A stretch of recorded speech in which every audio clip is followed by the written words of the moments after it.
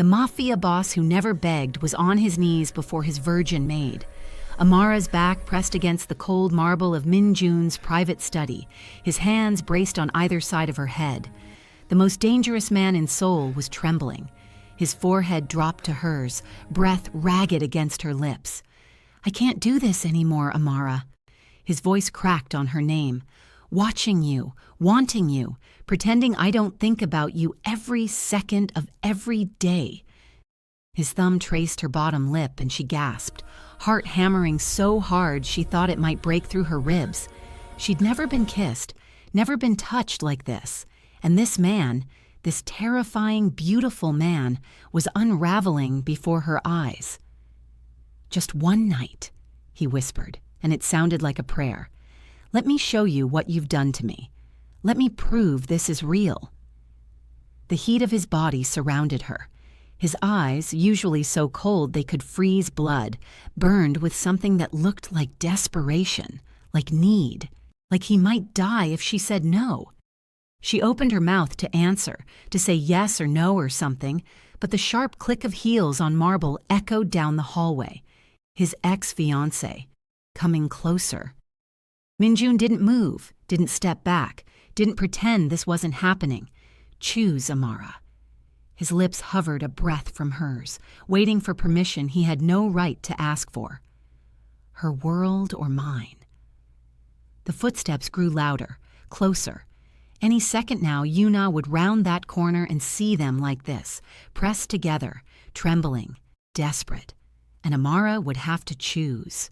If you want to see whether she surrenders to the man breaking every rule for her, or if his vengeful ex destroys them before their first kiss, hit that subscribe button right now, because this story is about to get intense, and you won't want to miss what happens next.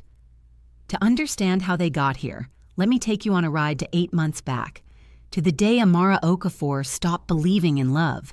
The morning of her wedding, she stood in the bridal suite in Lagos, adjusting her veil in the mirror, white lace, her mother's pearls at her throat.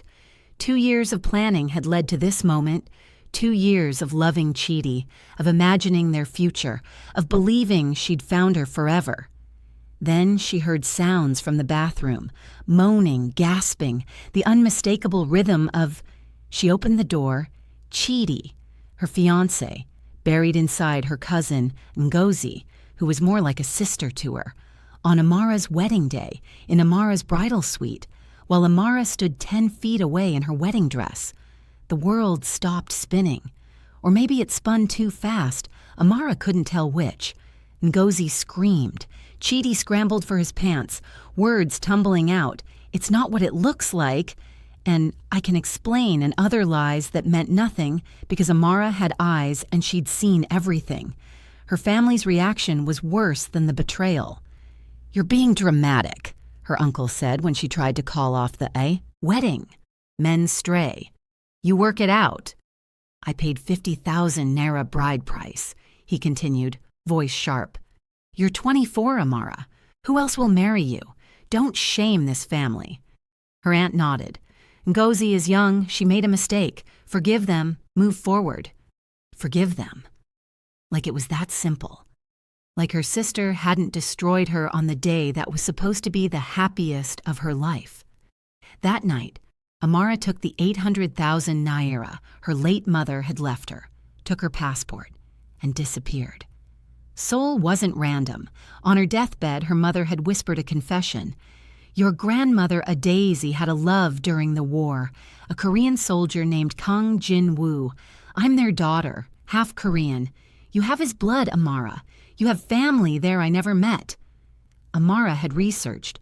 Kang Jin-woo died in 1992, but he'd had a son, Kang Dong-min, now chairman of Kang Industries, her possible uncle, family she'd never known. Seoul felt like honoring her, mother's secret history. Like maybe in this city, half a world away, she could become someone new. Someone who didn't carry the weight of betrayal like stones in her pockets. The employment agency looked at her skeptically. "The Kang household pays 4 times the normal rate," the woman said, "but maids don't last. The chairman's son runs their private operations. He's difficult. Which Kang family? Kang Industries, Chairman Kang Dong-min. Her heart stopped. Her possible uncle.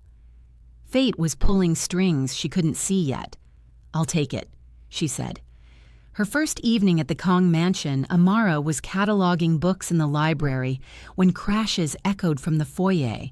Shouts, the sound of something heavy hitting the floor. Then Min-jun stumbled through the doorway. His white shirt was torn and stained with blood. His knuckles were scraped raw. A nasty cut marked his ribs, dark against pale skin.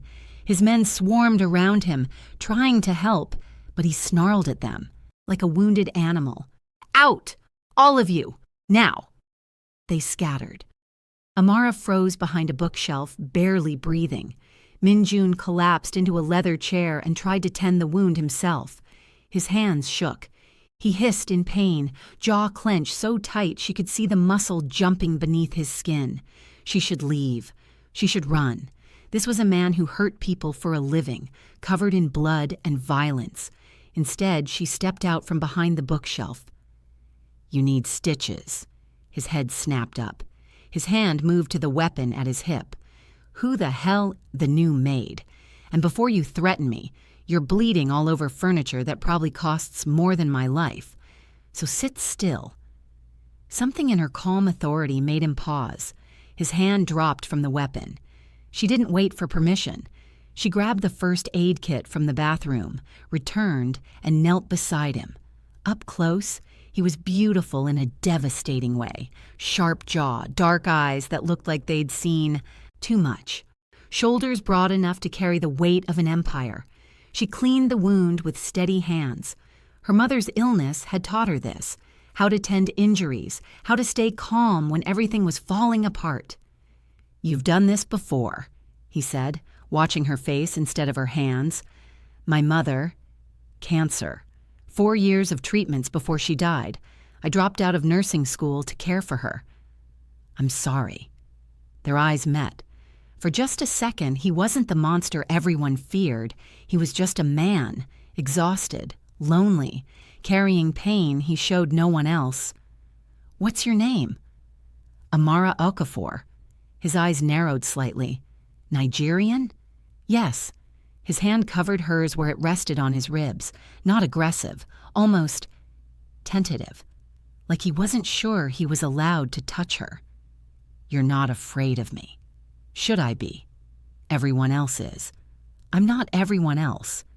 Something shifted in the air between them, something tectonic and irreversible. He released her hand, slowly, like it hurt to let go. "No," he said quietly. "You're not." From the hallway, Tae-hyun watched them through the cracked door. His boss, the man who flinched from human touch, who trusted no one, was letting a stranger tend his wounds. More than that, he was looking at her like she was light in a dark room. This, Tae-hyun thought, was either going to save Min-jun or destroy him completely. 2 months later, spring painted Seoul in cherry blossoms. Amara learned the rhythm of the Kang household. Wake at dawn. Clean the vast rooms that smelled of money and secrets. Disappear before Min-jun's business associates arrived. She also learned who Min-jun really was. He ran acquisitions, buying struggling companies through pressure and negotiation. Legally gray, morally complicated, he destroyed corrupt owners and protected vulnerable workers in the same breath. One afternoon, she was dusting the hallway when she heard him through his office door. "You employ 43 single mothers, Mr. Park." Min-jun's voice was ice. "Get your finances straight. You have 3 months. Don't make me regret showing mercy." The factory owner left trembling, but relieved. Min-jun caught her watching as he emerged. Their eyes held for 3 seconds too long. He looked away first. By the 3rd month, something had shifted. He started being home during her evening shifts, would appear in whatever room she was cleaning, pretending he needed something from that exact space. One day, she winced while carrying laundry, her back protesting. The next morning, pain reliever appeared on her bedside table. No note, no explanation. Korean language books showed up in the supply closet, notes in the margins, useful for markets. This phrase helps with rude shopkeepers. She practiced with Mrs. Han, the head cook who'd been with the family for 30 years. "The young master watches you," Mrs. Han said, chopping vegetables with practiced efficiency, "like my late husband watched me. With wonder." Amara's cheeks heated. "He doesn't—" "Child, I've been in this house 3 decades. I know what I'm seeing." The 4th month brought early summer heat and something else. Late one night, Amara sat in the library reading Purple Hibiscus by moonlight. She'd thought everyone was asleep. Then Minjun appeared in the doorway. "Can't sleep?" His voice was soft. "Careful. The book won't let me." He crossed the room, bold, boundary breaking, and sat in the chair across from her. Not close enough to touch, close enough to matter. "Tell me about it." So she did. They talked about books, about her mother's stories of Nigeria, about how Amara dreamed of finishing her nursing degree someday. "What about you?" she asked. "If you weren't this, what would you have chosen?" The question seemed to surprise him. "Architecture. I wanted to build things that lasted. Beauty, not destruction." The vulnerability in his voice cracked something open in her chest.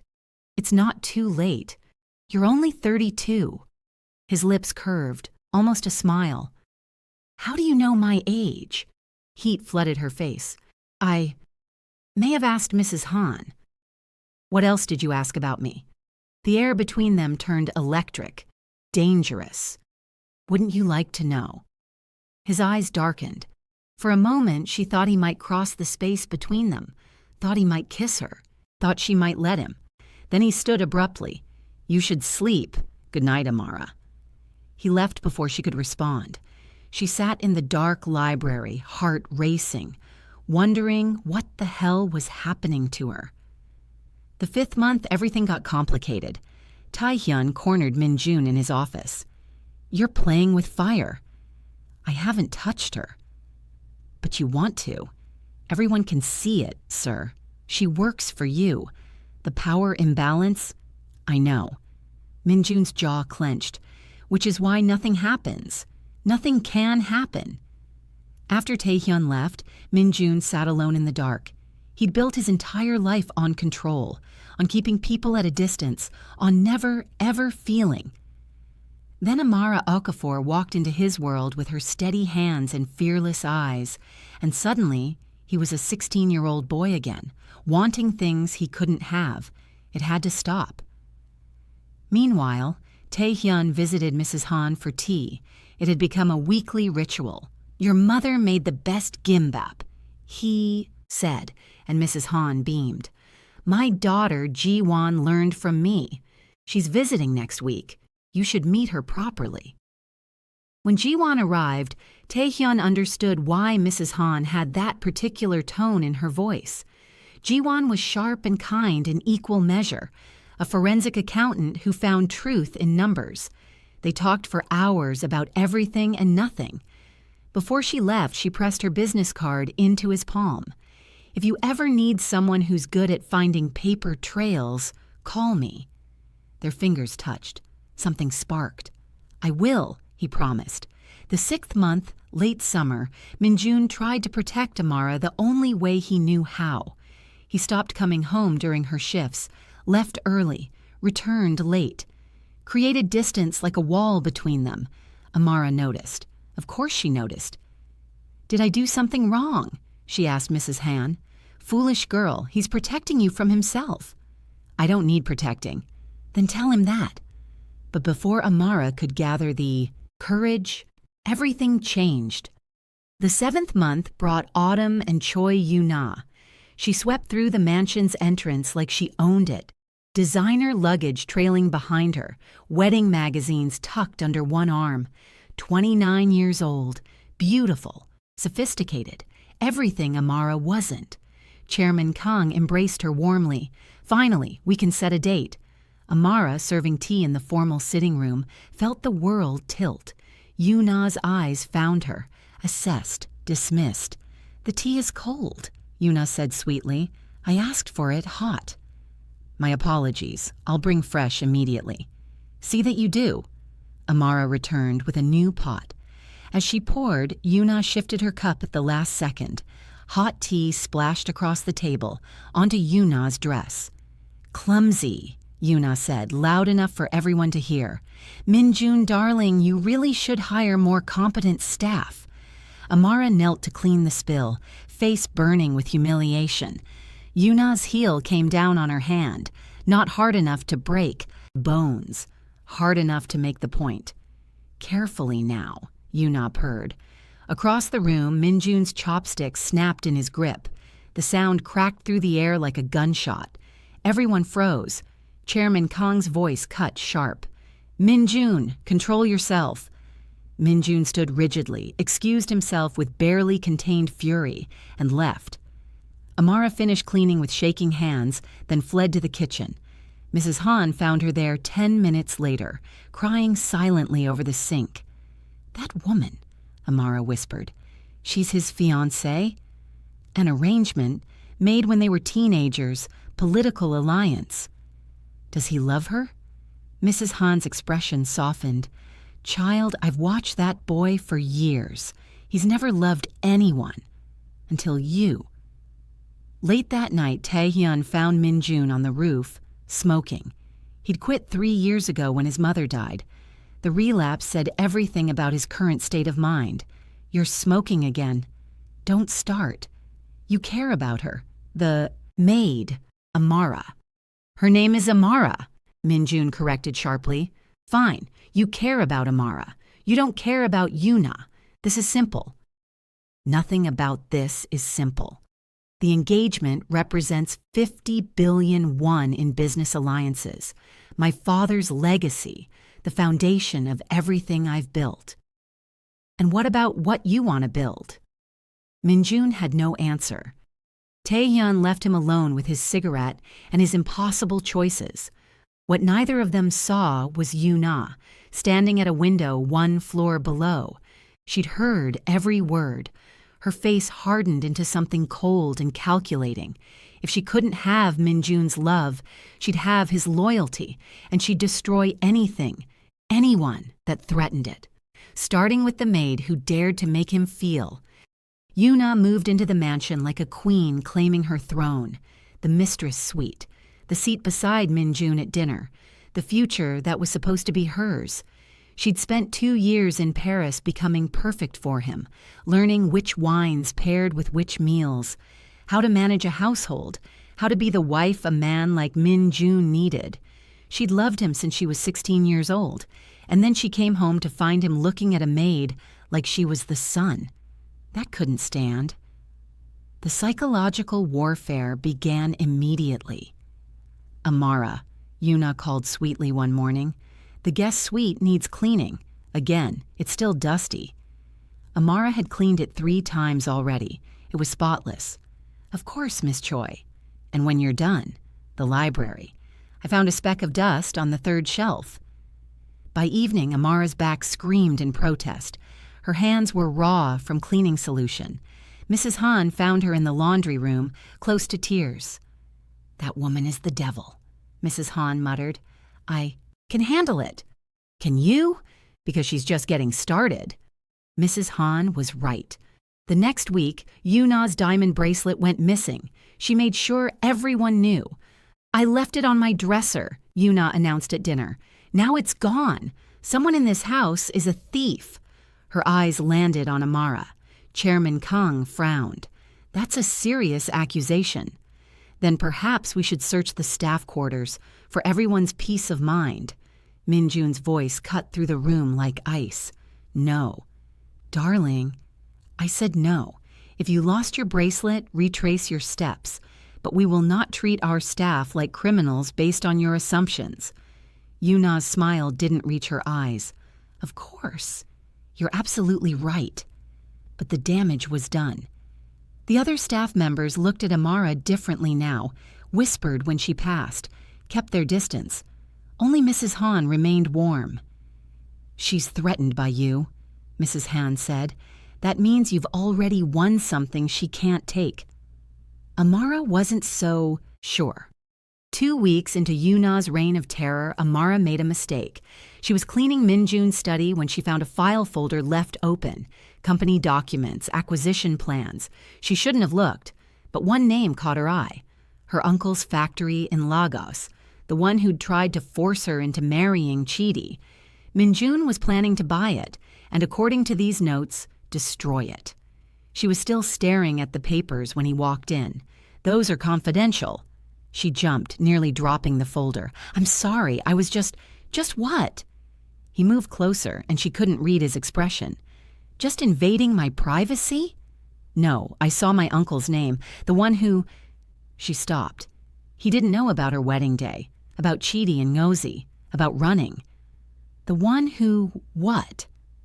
The gentleness in his voice undid her. The one who tried to sell me into marriage to settle his gambling debts. When I refused, he told everyone I was dramatic and ungrateful. Minjun's jaw tightened. He's stealing from his workers to pay those debts. My acquisition will protect them. I know. I'm not asking you to stop. She met his eyes. Thank you for protecting people he hurt. They stood too close. The air between them felt charged, dangerous. His hand lifted toward her face, then dropped. You should go, he said roughly. Before I do something we'll both regret. She fled. That night, the first snow began to fall. Amara stood in the garden trying to process everything. Yuna's cruelty, the staff's suspicion, Minjun's almost touch that made her skin burn. She didn't hear him approach until he spoke. You're crying. She wiped her face quickly. I'm fine. Amara. He moved closer, snowflakes catching in his dark hair. Tell me what she did. It doesn't matter. Everything about you matters to me. The words came out fierce, almost angry. Every slight, every hurt, every tear, it all matters. She looked up at him. This dangerous man who was looking at her like she was something precious. Why? The question escaped before she could stop it. I'm just the maid. I'm nobody. You're not nobody. He stepped closer, cupped her face in his hands. You're the first thing I think about when I wake up. The reason I come home. The only person who's ever made me want to be better than what I am. Her breath caught. Minjun. I can't pretend anymore. Can't keep acting like you're just staff. Like you don't matter. Amara, you're engaged. She interrupted, stepping back. His hands fell away. This isn't right. I know, God, I know, but no. She wrapped her arms around herself. Until you're free, this can't happen. I won't be the other woman. I've been betrayed, Minjun. I won't do that to someone else, even someone like Yuna. The integrity in her voice nearly broke him. You're right. He shoved his hands in his pockets like he didn't trust them near her. Give me 1 week. I'll end things with Yuna properly. I'll handle my father. 1 week and then I'm yours if you'll have me. Snow fell between them, silent and cold. 1 week, she whispered. Then ask me again. He turned to leave, then looked back. Amara, you're not nobody. You're everything. He left her standing in the snow, heart hammering, wondering if she'd just made the bravest or most foolish decision of her life. From her window 3 floors up, Yuna watched them. She'd seen the almost kiss. The way he touched Amara's face like she was made of light. The way Amara looked at him like he hung the moon. 1 week, he'd said. Yuna smiled, cold and calculating. 1 week was more than enough time to destroy them both. She'd already hired the private investigator. Already knew about Amara's forged visa. Already had the proof that could send the little maid to prison and then back to Nigeria in chains. She pulled out her phone and made a call. Hello? Yes, it's me. Remember? It's that favor you owe. I'm calling it in. 3 days into Minjun's promised week, Amara was folding laundry when Yuna appeared in the doorway. We need to talk, woman to woman. Amara's stomach dropped. About what? Yuna closed the door, locked it. about your forged visa, about the 3 years of prison time you're facing, about deportation. She smiled. About how I'm the only thing standing between you and complete destruction. The room tilted. I don't know what you're... Please. Yuna pulled out a folder. Immigration documents. Amara's fake visa application. I know everything. The question is, what are you going to do about it? Amara's hands shook. What do you want? I want you gone. Resign. Take 10 million won. Disappear. Start over somewhere Min Jun will never find you. Yuna's voice turned vicious. Or I make one call to immigration, and you spend the next 3 years in a Korean prison before they deport you. Your choice. You destroy someone's life over a man who doesn't love you? Yuna's mask cracked. He will love me. Once you're gone, and he remembers what we're building together. We're the same, Minjun and I. Survivors, fighters. You're just a beautiful distraction. If that's true, why threaten me? If I'm nothing, I'm no threat. Because he looks at you. Yuna's voice broke. He looks at you like I've spent 13 years praying he'd look at me, and I won't lose to the help. She composed herself. You have until tomorrow night. Resign or I destroy you. She left Amara alone in the laundry room, drowning in the scent of detergent and fear. If this story is breaking your heart, hit that subscribe button, because it's about to get so much worse before it gets better. Amara didn't sleep that night. She sat on her narrow bed staring at the walls of her tiny room, calculating. 10 million won was enough to start over. Maybe finish nursing school somewhere else, build a life that didn't include looking over her shoulder for immigration officers, but it also meant leaving Minjun, leaving before she knew what they could have been. By dawn, she'd made her decision. She started packing. She didn't know Minjun had cameras. He watched her on the security feed from his office, ice spreading through his chest as she folded her few belongings into a worn suitcase. He was in her doorway before she'd finished. You're leaving. She jumped, hand flying to her chest. Minjun! Did she threaten you? He stepped inside, closed the door. Yuna, what did she say? Amara's silence was answer enough. Tell me. His voice went dangerous. What did she say? It doesn't matter. It matters to me. Everything about you matters to me. Moved closer. What did she threaten you with? The concern in his eyes broke her. My visa is forged, she whispered. If she reports me, I'll go to prison for 3 years, then deportation. She's offering me 10 million, one to disappear instead. His expression went deadly calm. And you were going to take it. I can't let you be dragged into a scandal because of me. Your business, your family. My business, my family? He closed the distance between them. Amara, do you have any idea what you've become to me? Don't. She pressed a hand to his chest. Don't make this harder. I'll make it as hard as it needs to be. His hand covered hers. I have immigration lawyers on retainer. We'll fix your visa, legally, properly. You're not going anywhere. Minjun, it's not that simple. Yes, it is. We'll apply for a legitimate work visa. If that doesn't work, we'll... He stopped, swallowed hard. We'll figure it out, together. But you don't run. You don't let her win. You fight. She wanted to believe him, wanted it so badly her chest ached. I'm tired of fighting, she whispered. Then let me fight for you. The next morning at breakfast, everything went to hell. Yuna collapsed. One moment she was sipping tea. The next she crumpled from her chair with a cry, hand clutched to her stomach. Call an ambulance, Chairman Kang shouted.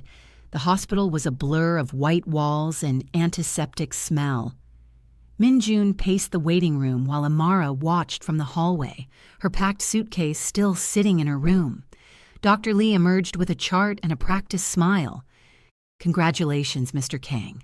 Miss Choi is pregnant, approximately 4 weeks along. The world stopped. Minjun's face went blank. That's not possible. The tests are quite clear. We also found elevated stress hormones which cause the fainting spell. She needs rest and… When? Minjun's voice was ice. When was conception? Dr. Lee checked his chart. Based on hormone levels, roughly 3 to 4 weeks ago. Do you recall… The company party, Yuna said weakly from her hospital bed. The Daejeon acquisition celebration. You'd had so much soju, Minjun. You don't remember? His jaw clenched. We didn't… You insisted. Her voice carried through the open door. I tried to stop you, but you were so…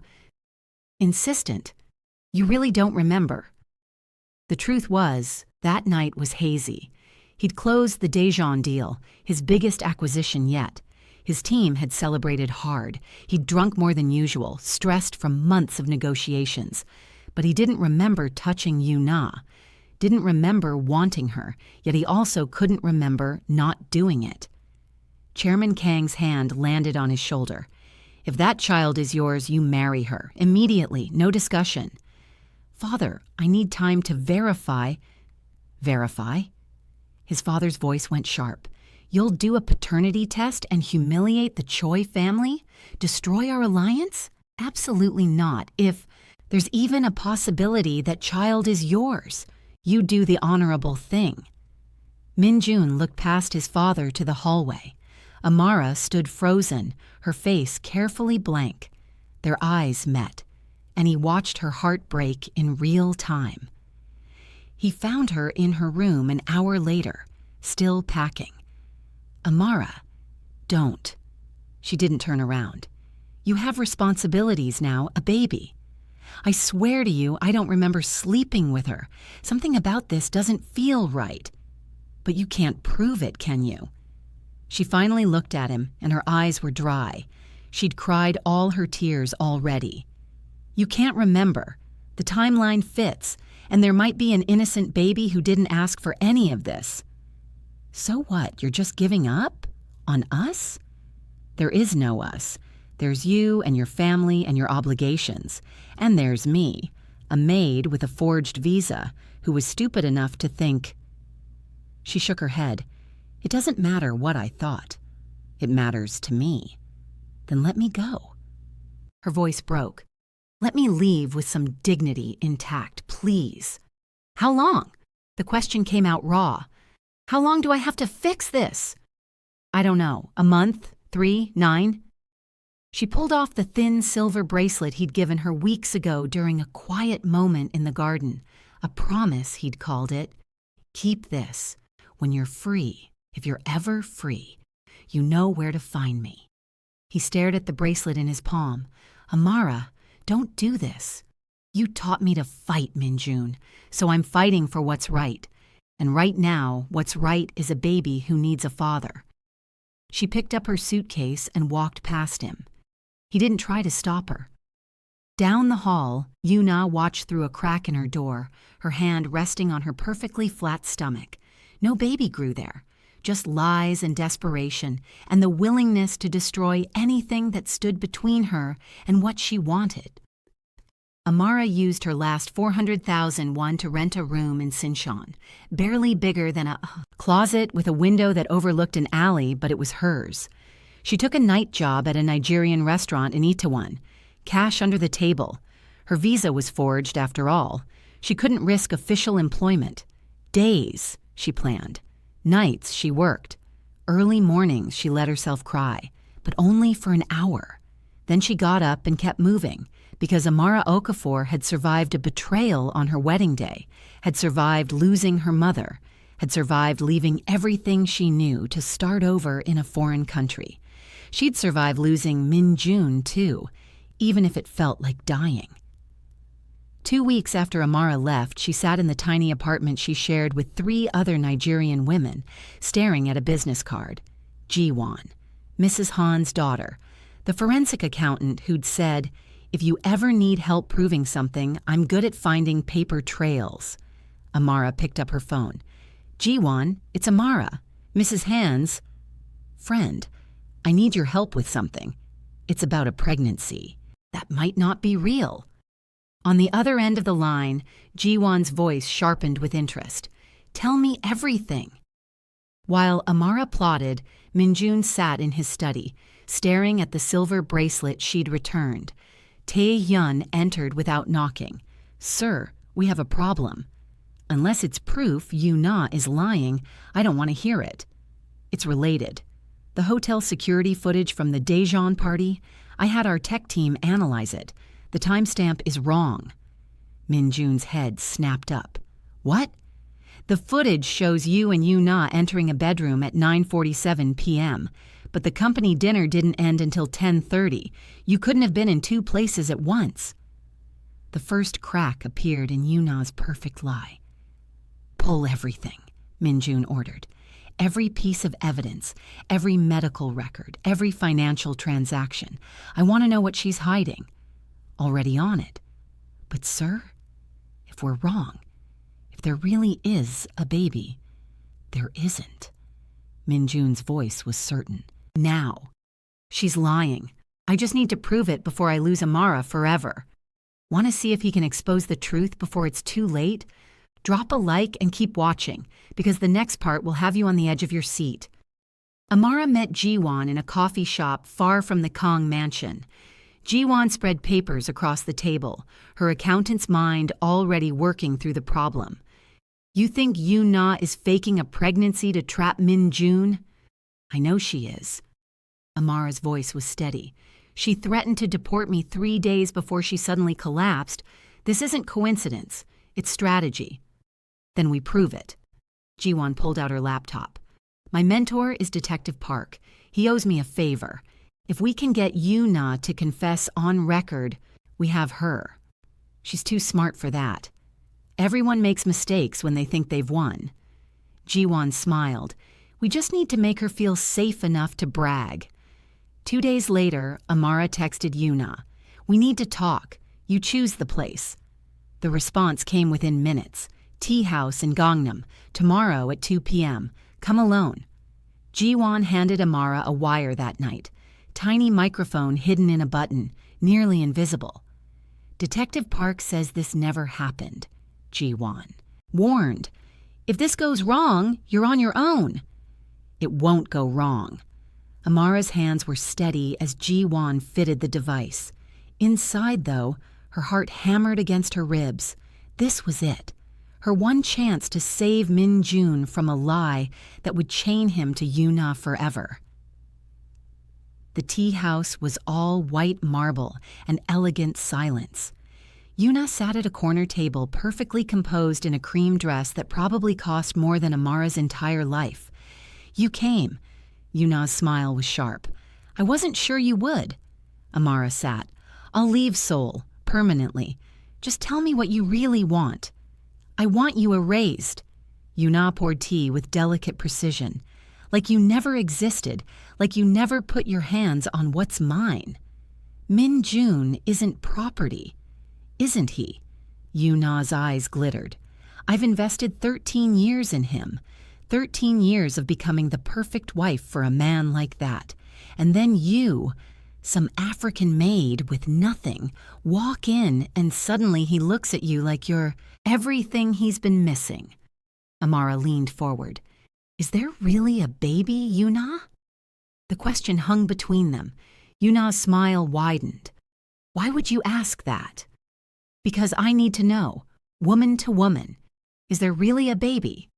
Long pause. Yu-na studied her with calculating eyes. Then she laughed. "You want the truth? Fine. There is no baby. There never was. But by the time anyone proves it, we'll be married and you'll be a memory. The lie will have served its purpose." Amara's chest tightened, but she kept her face neutral. "So you lied? About all of it?" "Of course I lied." Yu-na's composure cracked. "He was supposed to love me.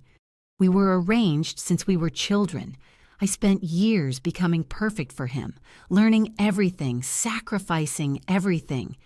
Then you show up with your sad eyes and your poverty, and suddenly he's looking at you like I've always dreamed he'd look at me." The confession poured out like poison.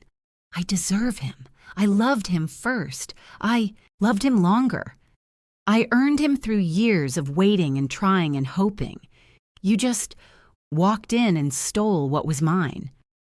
Amara stood slowly. "You can't force someone to love you. Not with lies, not with manipulation. All you've done is guarantee he'll never see you as anything but the woman who tried to trap him." Yuna's eyes narrowed.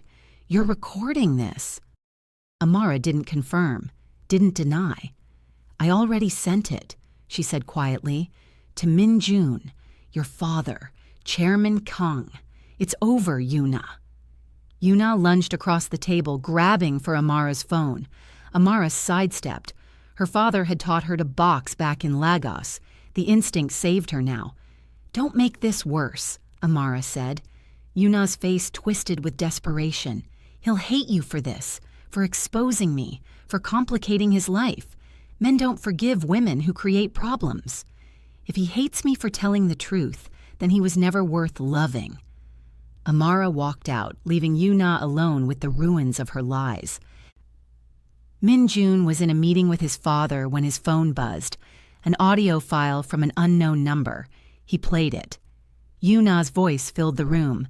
"There is no baby. There never was." The world stopped. His father's face went gray. "Is that—" "Yuna." Min Jun's voice was cold as winter, confessing to faking her pregnancy. He played the rest, every damning word, every admission of manipulation and lies. When it finished, Chairman Kang stood slowly. "Call the choice. Emergency family meeting. Now." 2 hours later, both families assembled in the formal dining room. Yuna arrived last, still unaware her confession had been sent. She saw Min Jun's expression and knew. Min Jun. He played the recording. The silence that followed was suffocating. Chairman Choi looked like he'd aged 10 years. "Yuna, how could you?" "I did it because I love him." Her voice broke. "Because she doesn't belong in our world. Because I deserve—" "You deserve nothing." Chairman Kang's voice was ice. "You lied about carrying my grandchild. That is unforgivable. The engagement is terminated. Immediately." "Father—" Yuna turned to her own father, desperate. Chairman Choi stood, face rigid with shame. "I apologize, Chairman Kang. This dishonor is mine to bear. I'll withdraw our business interests immediately. You owe us nothing." Min Jun found his voice. "Chairman Choi, with respect, this is between Yuna and myself. Our father's alliance shouldn't suffer for her choices. You're more gracious than we deserve, but no, some stains can't be washed away." He took Yuna's arm. "We're leaving." Yuna wrenched free, turning to Min Jun one last time. "When she leaves you, and she will because people like her don't survive in worlds like ours, don't come crawling back. I won't be waiting." "Good," Min Jun said quietly. "I wouldn't ask you to." Tae-hyun escorted them out. When the door closed, Min Jun turned to his father. "That recording came from Amara. She got Yuna to confess." His father was quiet for a long moment. "That girl could have destroyed us publicly, made us a scandal. She chose discretion instead." He met his son's eyes. "She's better than any of us deserve. I need to find her." "Then go." Min Jun was already moving toward the door when his father called out. "Min Jun, your mother would have liked her. Amara. She would have seen what I'm seeing now." Min Jun's throat tightened. "What's that?" "That she's the right choice. The only choice." His father's voice cracked. "Don't lose what I almost lost. Go get her." Min Jun ran. He searched Sinchon for 2 days. Every boarding house, every restaurant, every corner where someone might have seen her. Nothing. On the 3rd day, Tae-hyun's network finally found her. Working nights at a Nigerian restaurant in Itaewon, going by her middle name. "She doesn't want to be found, sir." "Too bad," Min Jun said. "I'm finding her anyway." At 2, After her shift ended, Amara walked home through winter rain. She was exhausted, heartbroken, but still moving forward. Then she heard her name. Amara.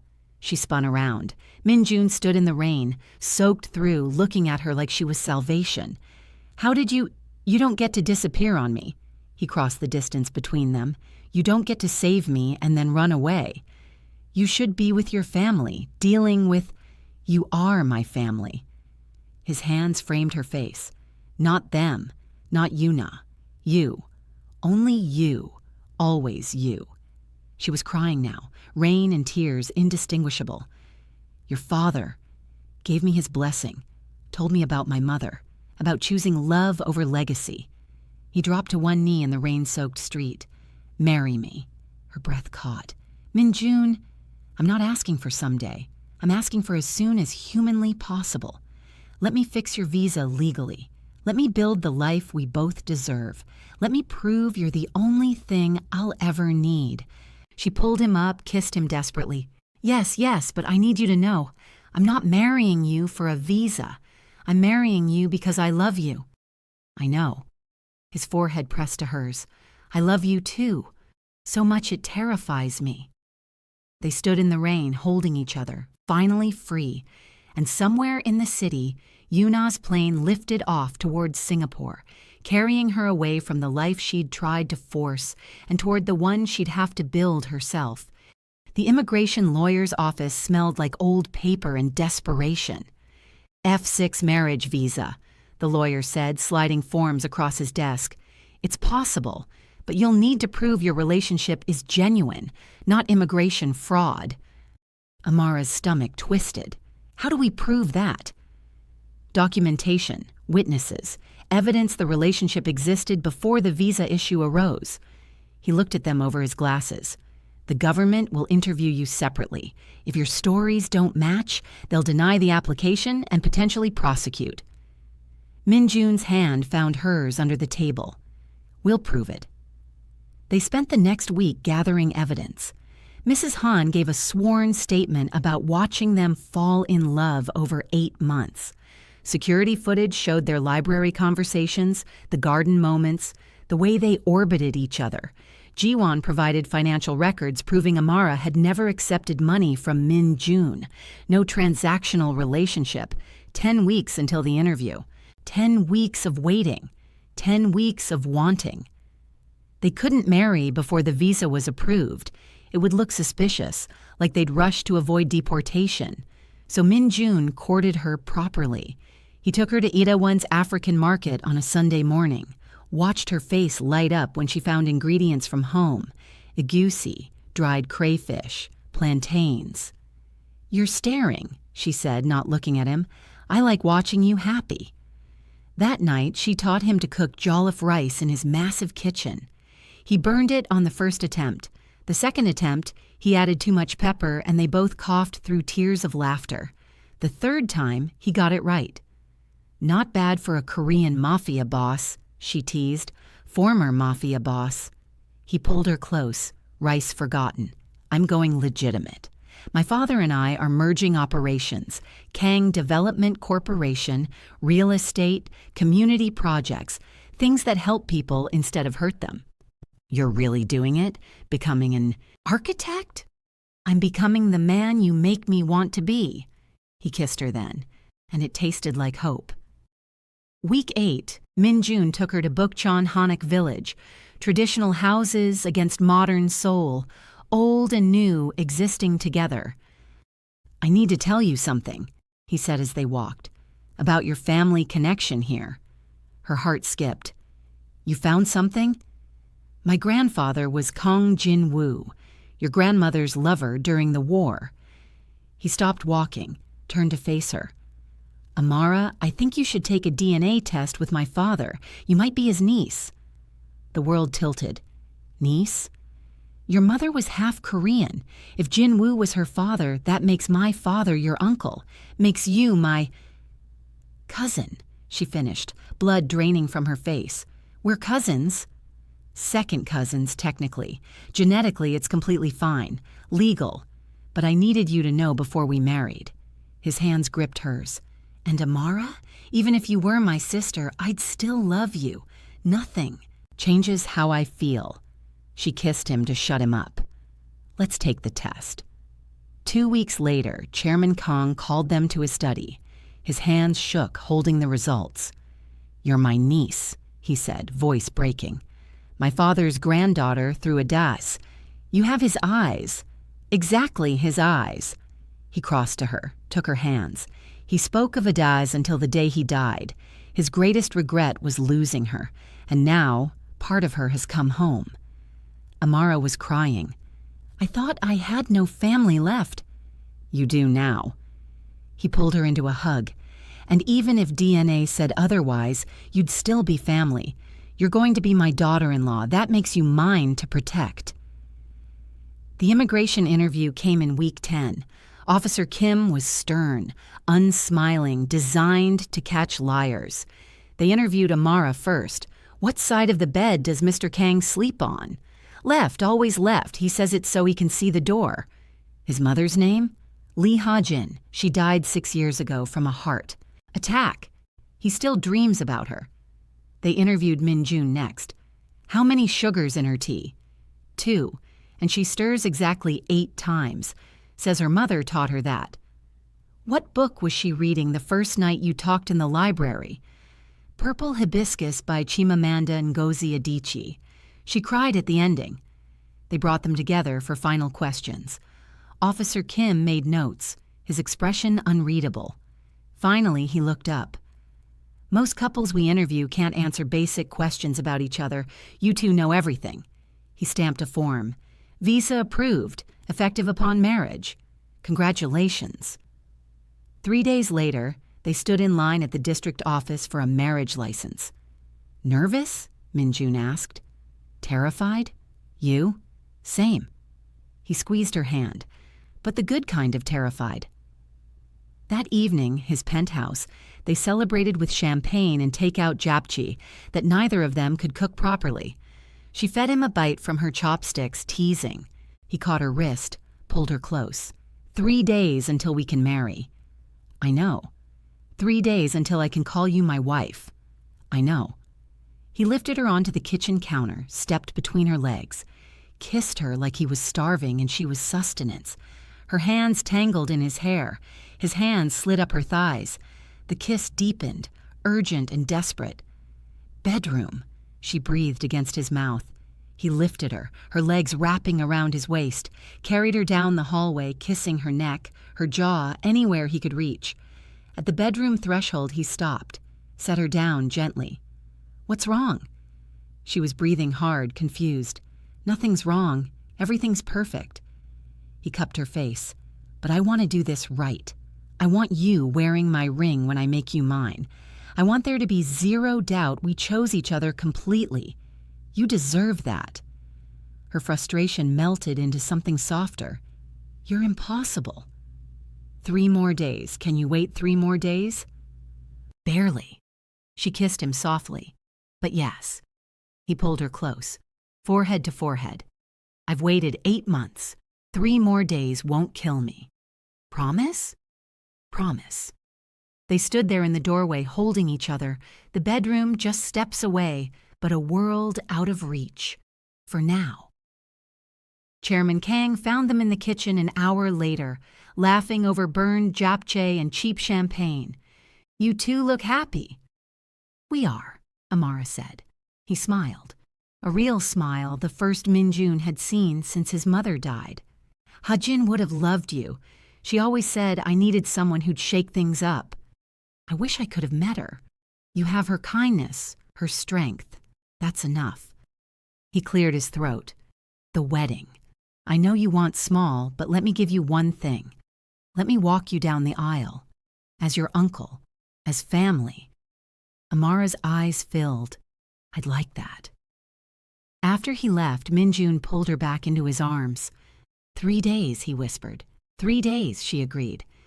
And somewhere in Singapore, Yuna started therapy and tried to figure out who she was when she wasn't chasing a man who'd never wanted her. But that was her story now. This one belonged to Amara and Min-jun. And in 3 days, it would finally be theirs. Spring cherry blossoms fell like snow the morning Amara became Kang Amara. The Hanok wedding venue was small, traditional, perfect. 20 guests, no press, no spectacle, just the people who mattered. Mrs. Han cried through the entire preparation, adjusting Amara's white hanbok with trembling hands. "You look like a queen," she whispered. "I feel like I'm dreaming." "Then don't wake up." Chairman Kang waited at the end of the aisle, traditional hanbok making him look both stern and oddly vulnerable. "Ready?" he asked, offering his arm. "I thought I had no family left," Amara said. "Then I found you." His eyes glistened. "Hajin would have loved you. She had your fire." They walked together through falling petals. Min Jun stood at the altar in traditional black hanbok, and when he saw her, he started crying. "You're crying," she whispered when she reached him. "You're the most beautiful thing I've ever seen." The officiant began, but Amara barely heard the words. She was too focused on Min Jun's hands holding hers, steady and warm. Then came the vows. "Amara Okafor." Min Jun's voice was rough with emotion. "8 months ago, you walked into my life and refused to fear me. You saw the man I'd forgotten I could be. I vow to choose you every single day, to build a life worthy of your trust, to be the man you see in me even when I can't see it myself. You're my family now, my home, my everything." Her turn. She squeezed his hands. "Kang Min Jun, you taught me love isn't about safety. It's about choosing someone even when it's dangerous. I vow to stand beside you, not behind you, to challenge you, love you, remind you that mercy is strength. You're my choice. Today, tomorrow, forever. I now pronounce you husband and wife." The kiss was soft, reverent, witnessed by falling cherry blossoms and the people who'd helped them survive. The reception blended their worlds. Jollof rice beside bulgogi, egusi soup and kimchi jjigae, chin-chin and yakgwa. Afro beats transitioned seamlessly into K-pop. Mrs. Han sobbed into her napkin. Ji-won and Tae-hyun danced together, his hand at her waist, something new blooming between them. Tae-hyun stood to give his toast. "I've known Min Jun since we were 19. I've never seen him smile, never heard him laugh, never watched him be human." He raised his glass. "Until Amara, to the woman who taught a stone heart to beat again." Everyone drank. Everyone cheered. Min Jun leaned close to his wife, and whispered, "Can we leave yet?" "Patience. I've been patient for 8 months." She laughed against his shoulder. "1 more hour." It was the longest hour of his life. The private suite at the Hanok was lit by candles and moonlight. Cherry blossoms drifted through the open window, petals landing on silk sheets.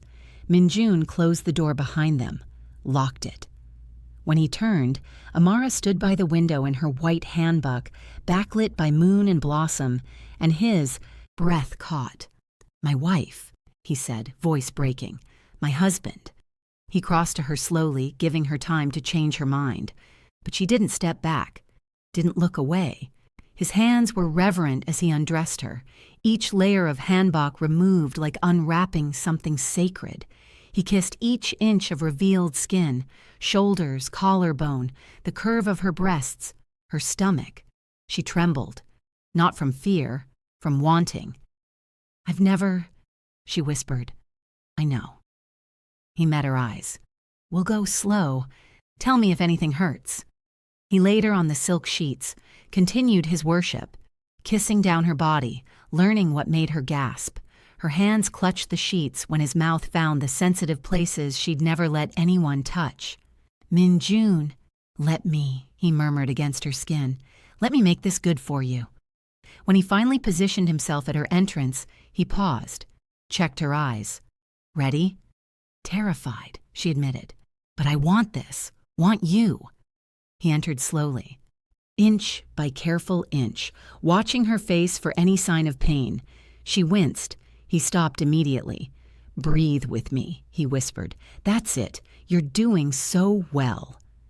The initial discomfort melted as her body adjusted, became something else: fullness, connection, wonder. "Okay?" he asked, still not moving. "More than okay. Move. Please." He did, slow and careful, building rhythm gradually. Her hands found his shoulders, holding on as sensation built. "You feel incredible," he breathed. "So perfect." When she started moving with him, his control cracked. "Amara, I can't hold back much longer.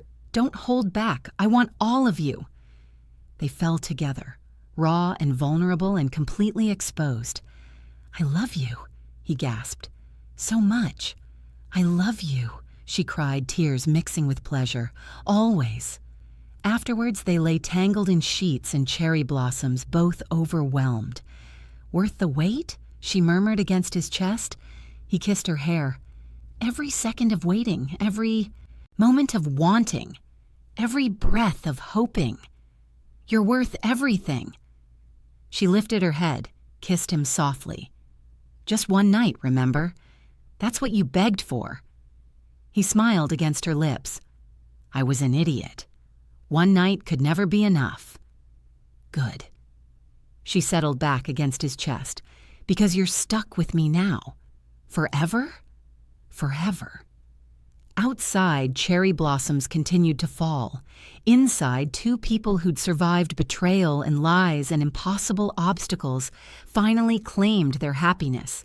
And 3 months later, when Min-jun's empire faced its greatest threat, they'd need every bit of the strength they'd built together. But tonight was theirs, perfect and whole and finally free. If you've made it this far in their story, comment below what you think happens next, because their biggest challenge is still coming, and you won't believe how they handle it. 3 months into marriage, cracks appeared. The Huang family, rivals who'd waited for weakness, struck systematically, poached Min-jun's top lieutenants with triple salaries, bought out minority shareholders, spread rumors that marriage had made him soft. Revenue dropped 35% in 4 months. Min-jun refused violence. "We do this legally. I'm not that man anymore." But legal was slow, expensive, and his father was losing patience. "Was it worth it?" Chairman Kang asked one night, voice heavy. "Choosing her over everything?" Min-jun hesitated. I don't know." In the next room, Amara heard everything. Her heart shattered quietly. She started spending more time at university, burying herself in nursing school. Came home late, spoke less. Min-jun noticed but misread it as school stress. Until one night, after losing another contract, he came home to find her studying at the kitchen table, barely acknowledging him. "We need to talk." She looked up, eyes guarded. "About what?" "About why you've been pulling away for weeks." "Have I? Or have you been so busy regretting me that you stopped noticing I'm here?" He froze. "What are you talking about?" "I heard you. Telling your father you don't know if I was worth destroying your empire." "Amara, that's not what I meant." "It's exactly what you meant." She stood, tears threatening. "You gave up everything for me, and I can't even help save what's left." He crossed to her, gripped her shoulders. "Stop. You think you're the problem? Aren't I? Your empire's crumbling because you married me. And I'd let every empire burn before regretting you." He cupped her face. "I was scared that moment, terrified I dragged you into my mess. But Amara, every contract lost, every doubt faced, it's all worth it, because I have you. That's the only thing that matters." She broke. "I should have talked to you instead of assuming. No, I should have told you every day you're not the problem. You're the solution." She pulled back, wiped her tears, shifted into problem-solving mode. "What if you're fighting the wrong war? The Huangs attack your shadow operations. What if you went fully legitimate? Real estate development, community investment, actually building like you always wanted." Chairman Kang appeared in the doorway. "She's right." They both turned. Merge your operations with Kang Industries. Launch Kang Development Corporation. Fully legal. Fully public. He smiled. Media loves redemption. The Huangs can't touch that. Amara added, make your first project help people. Affordable housing, medical clinics. Minjun saw it, the path forward. Over 4 months, they transformed everything. Shut down illegal operations, moved people into legitimate roles, launched with massive PR. The media ate it up. Redemption in real estate, Kang Min-jun's second act. Within 6 months, they weren't just stable. They were thriving. The Huangs quietly withdrew, unable to compete in legitimate space. Late one night, Minjun sat in their home office after signing their biggest deal, a mixed-use complex in Gangnam. Amara burst in with champagne. You did it! We did it! This was your idea. She crossed to him, straddled his lap in the desk chair. I'm so proud of you. She kissed him deeply, hands in his hair.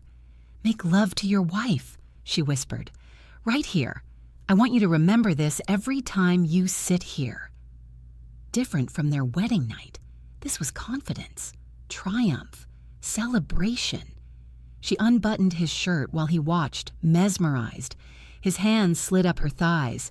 They made love in the chair, then he cleared the desk properly and lifted her onto it, frantic and joyful, celebrating victory and partnership. I love watching you lose control, she gasped. Only you can do this to me? Afterwards, tangled together, laughing, we make a good team. The best. We saved each other. 1 year later, spring, returned with cherry blossoms. Kang Development had completed 6 projects. Amara had graduated nursing school and now ran their medical clinics. Tae-hyun and Ji-won were engaged. Mrs. Han had retired with a generous pension. Everything was perfect, except Amara had been exhausted for weeks, nauseous every morning. Ji-won noticed first. When was your last period? I don't remember. Take a test. She did. Positive. That evening, Min-jun found her crying on their bedroom floor. What's wrong? Are you hurt? I'm pregnant. He froze. You're what? About 5 weeks, and I'm terrified. We're finally stable. What if a baby breaks something? He sat beside her. Look at me. She did, tears streaming. Everything we built, the company, the clinics, this life, it's all been leading here, to family. He wiped her tears. I'm terrified too, but we'll figure it out together, like everything else. Are you happy? He pulled her into his lap. Happy? I'm scared and thrilled and completely overwhelmed. We're going to be parents. They held each other, both crying, both scared, both ready. Later that night, he made love to her slowly, tenderly, his hand on her barely there belly, already protective of the life growing inside her. I love you, he whispered. Both of you. We love you too. 6 months later, Autumn painted Seoul in gold and red. At the groundbreaking ceremony for their 7th housing project, Amara stood visibly pregnant, glowing in the afternoon light. Chairman Kang beside her. 3 generations of strength culminating in you. That's legacy. Min-jun wrapped his arm around her carefully. Ready? She looked at the families who'd live here. At Min-jun, the broken man, love, had healed. At her growing belly. At the uncle she'd found. I'm ready for all of it. He leaned close. Remember when I begged for just 1 night? She grinned. How could I forget? I was an idiot. 1 night, 1 lifetime, never. Enough with you. Good thing we have forever. They broke ground together as leaves fell around them, building something that would last, something beautiful. 8 months ago, the Mafia boss had begged his maid for 1 night. Now they had forever, and that was more than enough. If this story reminded you that love is choosing someone every day, that people can rebuild themselves, that trusting again after betrayal is the bravest thing, hit subscribe. Drop a comment. Would you risk everything for someone who sees your soul?